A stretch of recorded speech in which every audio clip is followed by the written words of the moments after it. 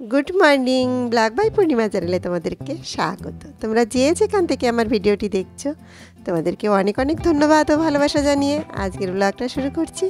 তো সকাল সকাল তো আমি মর্নিং ওয়াক করতে বেরিয়েছি। এখন হাতে একটু এখান থেকে একটু দুধ নিলাম, দুধের প্যাকেট নিলাম, আর টুকটাক একটু ভ্যানে করে সবজি নিয়ে বসেছে দেখলাম, তা সেখান থেকে টুকটাক দু একটা কিছু তুলে নিলাম। এই যে নিয়ে এখন বাড়ির দিকে যাচ্ছি। তো বাড়িতে চলেছি এখন সকালবেলায়, সকালে ছাদে এখনও রোদ আসেনি, তো ভাবলাম কিছুটা মাটি তৈরি করে নিই, বৃষ্টি এসে গেলে এই মাটিগুলো সমস্ত ভিজে যাবে। তো আমি 3 বস্তা মাটি ঢেলেছি দেখো, আর সমস্ত সার দিয়েছি, সব কিছু এর মধ্যে দিয়েছি, গোবর সার, কম্পোস্ট দিয়েছি, কিচেন কম্পোস্ট, তারপর স্যাপ দিলাম, হাড়ের গুঁড়ো, শিংকুচি, তারপর খোল, প্রচুর নানান রকমের জিনিস দিয়ে চাল দিলাম, নানান রকম জিনিস দিয়ে এখন আমি মাটিটা তৈরি করছি। তো 3 বস্তা মাটি এখানে ঢেলেছি, পুরো অনেক বড় 2 বস্তা গোবর সার দিয়ে দিয়েছি, দিয়ে এখন অনেকটা মাটি তৈরি করব। আজ বড় কষ্ট, অনেকটা মাটি একসাথে কোদাল দিয়ে রেডি করে বস্তায় ভরে রেখে দেবো। যাই হোক, সমস্ত কিছু দিয়ে দেখো এখন মাটিটা তৈরি করছি। এই মাটিটা তৈরি করে রেখে দিলে বেশ কিছুদিন রেখে দেবো, তারপর গাছগুলো যখন বসাবো সুন্দর গাছগুলো হবে। শিংকুচি আর আমার অনেক হাড় গুঁড়ো ছিল, তো সেটা যাই হোক অনেকটাই দিলাম, মানে অনেকটা মাটি যেহেতু সবটা দিয়ে এখন ভালো করে এখন এটা মিলাতে হবে, একটু কষ্ট কোদাল দিয়ে এখন এটা মিলানো। তো যাই হোক সব রেডি করে এখন এটা আমি বস্তায় ভরে রেখে দেবো। তো এটা এখন রেডি করে নিচ্ছি। যাই এইসব এখন কাজগুলো এখন সব ছাদের কাজগুলো সারলাম, সেরে এখন কিচেনে চলে এসেছি। ব্রেকফাস্ট তৈরি হচ্ছে ছেলে মেয়েদের জন্য, ব্রেকফাস্ট তৈরি করে এখন আবার যেতে হবে একটু বাজারে। তো এগুলো রেডি করে এখন সকালে ব্রেকফাস্ট হয়ে গেছে, আমি এখন চলে এসেছি দেখো বাজারে।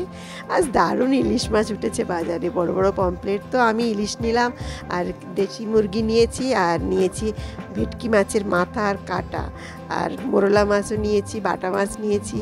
তো বাড়িতে চলে এসেছি, এসে আমি ভেটকি মাছের কাঁটাটা রান্না করছি, পেঁয়াজ রসুন ভালো করে কষে নিচ্ছি, মাছের মাথাটা ভালো করে ভেজে রেখেছি। রেখে দেখো মাছের মাথায় আলু দিয়ে একদম মাংসের মতন করে এই ভেটকি মাছের মাথা রান্না করলে দারুণ লাগে। আর বাটা মাছের পাতলা ঝোল ওই আমার ছাদে যে সুন্দর ডাটা হয়েছে সেটা দিয়ে করলাম।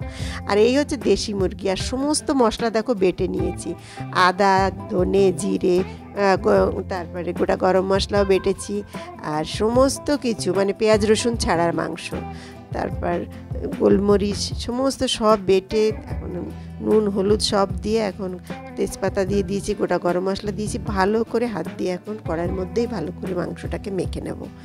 মেখে তারপরে আমি একদম এই কড়াই ধরে উনুনে বসিয়ে দেবো।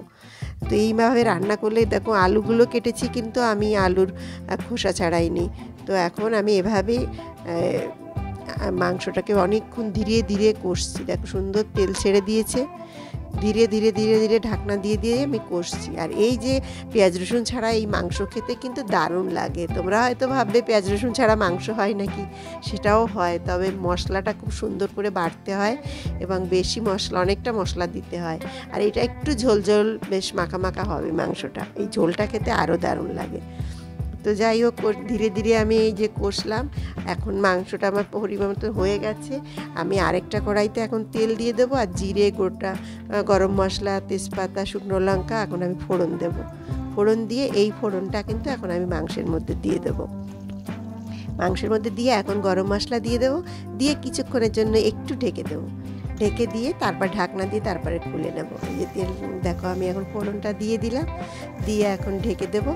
ঢেকে তারপরে আমি এখন একটু গরম মশলা দিয়ে নাড়িয়ে নেড়ে এখন নামিয়ে নেব। এটা খেতে কিন্তু দারুণ লাগে, তোমরা যারা খাওনি একবার করে খেয়ে দেখো, দারুণ লাগে। তবে দেশি মুরগি, পোলট্রির মুরগি কিন্তু একদম না, দেশি মুরগি বা হাঁসের মাংস এরকম করে করলে দারুণ লাগে খেতে। তো আমার ছেলে মেয়ে তো ভীষণ ভালো খায়। দেখো এখন কি মনে হচ্ছে আমি পেঁয়াজ রসুন দিইনি, দারুণ রান্না হয়েছে এটা এখন। যাই হোক, আর কিছু মোরলা মাছ এখন নিয়েছিলাম, মোরলা মাছগুলোকে ভেজে রেখে দিলাম। আর জানো তো কাঁঠাল নিয়ে এসেছিলাম, কাঁঠাল, তো একটা কাঁঠাল এত পেকে গেছে, তো সেই কাঁঠালটাকে এখন কাটছি। আমি তো কাঁঠাল খেতে খুব ভালোবাসি, তবে রসা কাঁঠাল, আমি একদম খাজা কাঁঠাল খেতে পারি না। রসা কাঁঠাল দেখি এটা কেমন হয়। বাহ, এটা কিন্তু দারুণ হয়েছে। দেখো একদম পাকা, গাছ পাকা কাঁঠাল, একদম একদম রসো কাঁঠাল, রস ভর্তি দেখো। আর কাঁঠালে একদম যেন ভুচড়ো, মানে এই যে ছোবড়ে ছিবড়াগুলো থাকে সেটা নেই, শুধু কোয়া। তো এত পেকে গেছে কাঁঠালটা, আজকে পুরো কাঁঠালটাই আমি এখন বের করে নেব। পুরো কাঁঠালটা খুলে আগে বের করে নিচ্ছি, কারণ এটা রাখা যাবে না, রেখে দিলে খারাপ হয়ে যাবে। তো বের করে কিছু কিছু সবাইকে একটু দিয়ে দেবো আর নিজেই খাবো। তো এখন সন্ধ্যাও হয়ে এসছে, ছেলে মেয়ে টিফিন খাবে। এখন দেখো ফিশ ফ্রাই, মোগলাই নিয়ে এসছে, একটা কেকও নিয়ে এসছে। এখন এরা এখন সন্ধ্যাবেলায় টিফিন খাবে। তো আজকের মতন ব্লগটা আমি এখানেই শেষ করছি। সুস্থ থাকবে, ভালো থাকবে। আমার ব্লগটি ভালো লেগে থাকলে প্লিজ এটি লাইক কমেন্ট করে আমার চ্যানেলটি সাবস্ক্রাইব করবে, সঙ্গে থাকবে। বাই।